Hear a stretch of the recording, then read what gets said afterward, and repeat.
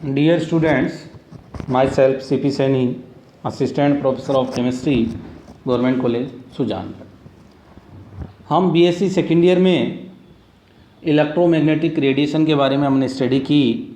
इससे पहले वाले वीडियो में हमने बताया कि इलेक्ट्रोमैग्नेटिक रेडिएशन क्या होती है, किस तरह से इलेक्ट्रोमैग्नेटिक रेडिएशन का मैटर के साथ इंटरेक्शन होता है जिससे स्पेक्ट्रम प्राप्त होता है और उस स्पेक्ट्रम से यौगिक की संरचना ज्ञात करते हैं, जिसे हम स्पेक्ट्रोस्कोपी कहते हैं। फिर उसके अलग अलग टाइप के बारे में हमने स्टडी की है। तो आज हम उन टाइप्स में वन बाय वन स्टडी करेंगे, जिसमें सबसे फर्स्ट स्पेक्ट्रोस्कोपी है हमारे अल्ट्रा वायलेट स्पेक्ट्रोस्कोपी या पराबैंगनी स्पेक्ट्रोस्कोपी, जिसके बारे में हमने इसकी डेफिनेशन तो फिर पहले देखी है कि इसके अंदर पदार्थ अल्ट्रा वायलेट रेंज से इलेक्ट्रोमैग्नेटिक रेडिएशन का एब्जॉर्प्शन करता है। तो जब किसी पदार्थ के अणुओं में मल्टीपल बॉन्ड हों, क्या होनी चाहिए उनके बीच में मल्टीपल बॉन्ड या बहुबंध हों, तो वे प्रकाश के पराबैंगनी व वॉयलेट रीजन से प्रकाश को एब्जॉर्ब करते हैं। कौन से रीजन से करेंगे? अल्ट्रा वायलेट व विजिबल रीजन से प्रकाश को एब्जॉर्ब करते हैं, जिससे अणुओं में उपस्थित इलेक्ट्रॉन एक्साइट होकर लोअर एनर्जी लेवल से हायर एनर्जी लेवल में चले जाते हैं। इस ऊर्जा अवशोषण से या एनर्जी एब्जॉर्प्शन से एब्जॉर्प्शन बैंड प्राप्त होते हैं, जिनसे अणुओं में अनसैचुरेशन या असंतृप्तता कितनी है वो, साथ में कॉन्जुगेशन तथा एरोमेटिक नाभिक की जानकारी ज्ञात करके पदार्थ की स्ट्रक्चर ज्ञात करते हैं। अर्थात क्या इसका मतलब हुआ कि किसी पदार्थ पर जैसे अल्ट्रा वायलेट रेंज डाली जाती हैं तो वो उसको एब्जॉर्ब करते हैं और जिससे इलेक्ट्रॉन लोअर एनर्जी लेवल से हायर एनर्जी लेवल में चले जाते हैं, और इस एनर्जी एब्जॉर्प्शन से हमें अवशोषण बैंड प्राप्त होते हैं। इन अवशोषण बैंड के आधार पर उस यौगिक में कितना अनसैचुरेशन है, कॉन्जुगेशन कितना है और एरोमेटिक न्यूक्लियस उसमें प्रेजेंट है या नहीं है, इसके बारे में जानकारी प्राप्त करके यौगिक के स्ट्रक्चर ज्ञात करते हैं।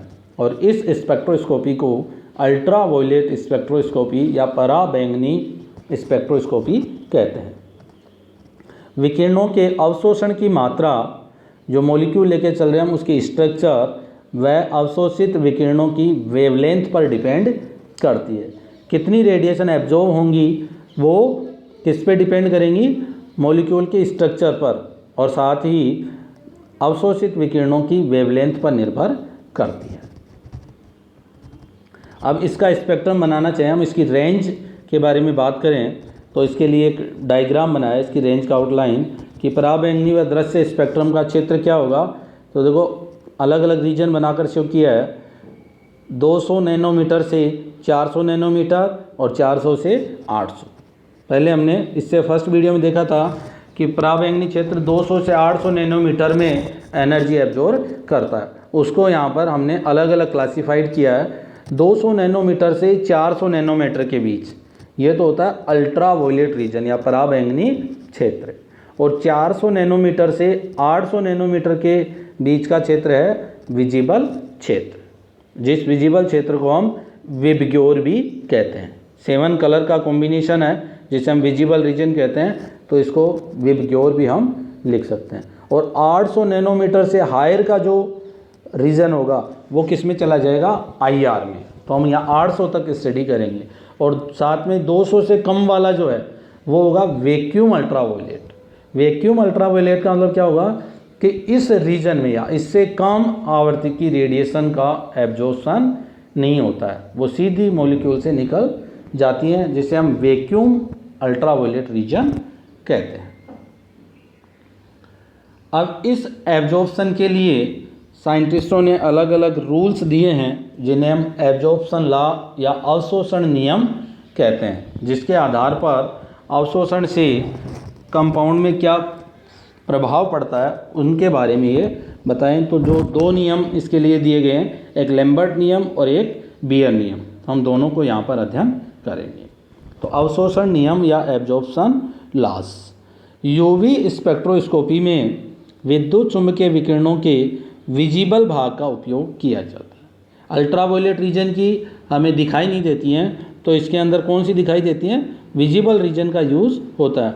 अतः इसमें फोटोकेमिस्ट्री के नियमों का फॉलो होता है। विजिबल रीजन की रेडिएशन के कारण इसमें जो फोटोकेमिस्ट्री के नियम हैं उन्हीं का फॉलो होता है।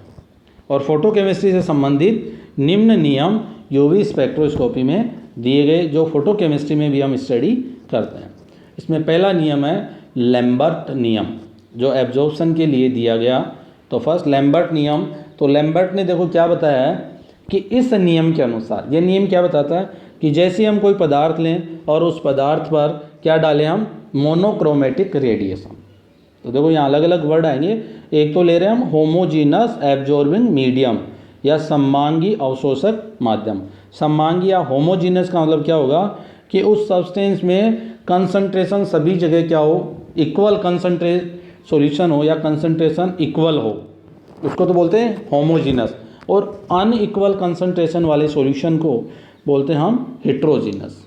जैसे इसको हम जनरल एग्जाम्पल के रूप में देखें तो जैसे हम वाटर में शुगर डिजोल्व करें या इसको बोलते हैं हम सॉल्यूशन ऑफ शुगर, तो शुगर की कंसंट्रेशन सब जगह क्या रहेगी, सेम, तो उसको बोलेंगे हम होमोजीनस। दूसरा एग्जाम्पल लें हम, मान लीजिए हम पानी में सैंड या मिट्टी डिजोल्व करें तो हिला दें, थोड़ी देर बाद देखते हैं हम मिट्टी पेंदे में ज़्यादा जम जाती है, तो अब कंसंट्रेशन क्या रहेगी, अनइक्वल। पेंदे में कंसंट्रेशन ज़्यादा है, ऊपर कंसंट्रेशन कम है, बीच में उससे ज़्यादा है, तो हर जगह कंसंट्रेशन क्या है, अलग अलग अनइक्वल कंसंट्रेशन है, उसे नाम देंगे हम हेट्रोजीनस एब्जॉर्बिंग मीडियम। और इक्वल कंसंट्रेशन वाले सॉल्यूशन को नाम देते हैं होमोजीनस एब्जॉर्बिंग मीडियम। तो लैम्बर्ट ने क्या लिया था, होमोजीनस एब्जॉर्बिंग मीडियम, और फिर उसमें क्या डाले, मोनोक्रोमेटिक रेडिएशन। मोनोक्रोमेटिक रेडिएशन का मतलब, मोनो का मतलब केमिस्ट्री में होता है वन, तो ऐसी रेडिएशन जिसकी वेवलेंथ एक हो, अर्थात वेवलेंथ एक निश्चित हो कि इस वेवलेंथ की रेडिएशन है, तो उसको हम मोनोक्रोमेटिक रेडिएशन कहते हैं। तो इस नियम के अनुसार जब किसी सममांगी अवशोषक माध्यम में मोनोक्रोमेटिक प्रकाश की किरणों को प्रवाहित किया जाए, किसी होमोजीनस एब्जॉर्बिंग मीडियम में क्या डालें हम, मोनोक्रोमेटिक रेडिएशन डालें, तो अवशोषक माध्यम या एब्जॉर्बिंग जो मीडियम है उसकी मोटाई के साथ साथ विकिरणों की तीव्रता में हुई कमी आपतित विकिरणों की तीव्रता के समानुपाती होती है। जैसे कि हम होमोजीनस एब्जॉर्बिंग मीडियम में मोनोक्रोमेटिक रेडिएशन डालें तो डालने पर उन विकिरणों का क्या होगा, एब्जॉर्प्शन होगा। तो विकिरणों की तीव्रता में हुई कमी के साथ साथ किसमें, जो एब्जॉर्बिंग मीडियम है उसकी थिकनेस या मोटाई में भी क्या होती है, कमी, और वो कमी इंसिडेंट रेडिएशन की इंटेंसिटी में हुई कमी के समानुपाती होती है। देखो इसको हम मैथमेटिकल रूप में किस तरह से रिप्रेजेंट करेंगे, इंटेंसिटी में जो कमी है उसको तो लिख रहे हैं हम minus d I. T I किसको रिप्रेजेंट कर रहा है, small changes in intensity of incident radiation, और डी एक्स क्या है, small changes in thickness of absorbing medium, और दोनों में क्या हो रही है, कमी, तो कमी को रिप्रेजेंट करने के लिए क्या लगा दिया हमने, माइनस, और ये किसके प्रोपोर्शनल है, इंटेंसिटी ऑफ इंसिडेंट रेडिएशन।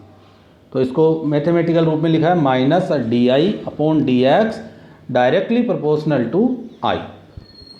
अब इसको देखो आगे हम सोल्व करें तो ये minus d I upon d x, proportionally sign को उठाते हैं तो एक कांस्टेंट आता है जिसे प्रोपोर्शनल कांस्टेंट कहते हैं। तो क्या आ गया यहाँ पर, के आई, इसको इक्वेशन नंबर 1। यहाँ पर आई क्या है, intensity of incident radiation, D I क्या है, अनंत सूक्ष्म मोटाई डी एक्स से गुजरने वाली विकिरणों की तीव्रता में हुई अनंत सूक्ष्म कमी, के क्या है यहाँ पर, एब्जॉर्प्शन कोफिशिएंट, और के एब्जॉर्प्शन कोफिशिएंट का मान एब्जॉर्बिंग जो सब्सटेंस है उसकी नेचर पर डिपेंड करता है कि हम जो पदार्थ लेके चल रहे हैं वो कौन सा लेकर चल रहे हैं, उसके ऊपर के की वैल्यू डिपेंड करती है।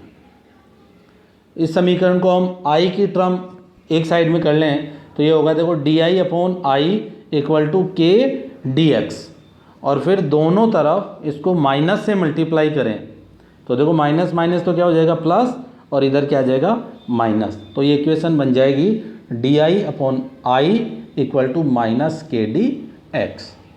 क्यों? क्योंकि इसका हम समाकलन करते हैं, इसलिए सेम टर्म एक साइड में कर लेते हैं। अब इक्वेशन 2 का x बराबर 0 से x बराबर x तक की सीमा में हम क्या करें? समाकलन करें। तो समाकलन देखो di/dx की लिमिटेशन लगा दी I0 और I, इसी तरह x की x = 0 और x = x। इस सीमा में हम समाकलन करें तो देखो ये क्या हो जाएगा, di/i का ln i/i नोट, इसको 0 न बोलकर क्या बोलेंगे हम, i नोट। तो ln i/i naught equal to minus K dx, के का कोई समाकलन नहीं होगा, कांस्टेंट है, तो माइनस के, और dx का क्या हो जाएगा, x। ln को हटाएं यहाँ से तो इस तरह से रिप्रेजेंट कर सकते हैं i/i naught equal to e minus K x. E क्या हो गया यहाँ पर, नेचुरल लॉग, या इसको इस रूप में लिख सकते हैं i/i note e minus K x. ये समीकरण नंबर 3। और समीकरण नंबर 3 लैम्बर्ट नियम का मैथमेटिकल रूप कहलाता है, या इसको गणितीय रूप में क्या लिखते हैं, i/i note e minus K x. इसको हम आगे और एक्सप्लेन करें तो आई नोट क्या है, आपतित विकिरणों की तीव्रता है, आई क्या है, ट्रांसमिटेड विकिरणों की तीव्रता। क्योंकि समाकलन करने पर हमने 2 लिमिटेशन लिए, आई नोट और आई तो क्या है, आपतित विकिरणों की इंटेंसिटी है, और जो आई है वो ट्रांसमिटेड रेडिएशन की इंटेंसिटी होती है। तो एब्जॉर्प्शन विकिरण की इंटेंसिटी क्या हो जाएगी कि अपने पास इंसिडेंट की और ट्रांसमिटेड की है, दोनों का माइनस कर दें तो एब्जॉर्बिंग रेडिएशन की इंटेंसिटी कैलकुलेट हो जाएगी। तो ये होगा I/ABS equal to I naught minus I, और आई की वैल्यू हम समीकरण 3 से रखें तो I/ABS का मतलब है एब्जॉर्बेंस, तो I/ABS equal to I naught minus I naught e minus K x. यहाँ पर हम समीकरण नंबर 3 से आई की वैल्यू यहाँ पर पुट कर रहे हैं। अब इसमें आई नोट क्या आ गया, कॉमन, तो I/ABS इक्वल टू क्या हो जाएगा, आई नोट ब्रैकेट में 1 माइनस ई माइनस के एक्स। तो ये भी क्या कहलाता है, लैम्बर्ट नियम का मैथमेटिकल रूप कहलाता है, जिसके आधार पर हम एब्जॉर्बिंग रेडिएशन की इंटेंसिटी कैलकुलेट कर सकते हैं। इसको आगे भी हम सोल्व कर सकते हैं, 3 को इस तरह से भी हम रिप्रेजेंट कर सकते हैं। कोई न्यूमेरिकल यदि पूछा जाए तो उसे हम इजीली सोल्व करने के लिए इस तरह से भी कर सकते हैं कि इक्वेशन 3 को ये किस फॉर्म में है, नेचुरल लॉग के रूप में, ln को नेचुरल लॉग कहते हैं। तो इस नेचुरल लॉग को हम लॉग की बेस 10 में कन्वर्ट करें तो क्या हो जाएगा, I/i note 10 minus K x. ये तो था ही अपने, ई की जगह क्या लेके चल रहे हैं हम, 10, तो ये क्या 2.303 से डिवाइड हो जाएगा, और I/i नोट log 10 माइनस ए एक्स। ए किसके बराबर हो गया, k/2.303 के लिए हमने क्या लिख दिया है यहाँ पर, ए। तो ये इक्वेशन बन गई I/i नोट 10 माइनस ए एक्स। इस तरह से एब्जॉर्बिंग रेडिएशन के लिए लैम्बर्ट ने नियम दिया कि किसी भी होमोजेनस एब्जॉर्बिंग मीडियम में मोनोक्रोमेटिक रेडिएशन पास करने पर एब्जॉर्बिंग मीडियम की मोटाई के साथ साथ विकिरणों की तीव्रता में हुई कमी आपतित विकिरणों की इंटेंसिटी के समानुपाती होता है, जिसको हम इस तरह से एक्सप्लेन करते हैं। ये हमारा लैम्बर्ट नियम। इसी के आधार पर फिर दूसरा नियम दिया गया था बियर ने क्या किया था, इसमें कंसंट्रेशन की टर्म और ऐड की है, जिसका अध्ययन हम अगले वीडियो में करेंगे। तो इस वीडियो का PDF भी ग्रुप में आपको सेंड कर रहा हूँ, उसको पढ़ेंगे और उसके बाद वीडियो को सुनेंगे तो अच्छे से समझ में आएगा। फिर भी कोई समस्या हो तो हम डिस्कस करते रहेंगे। Thank you.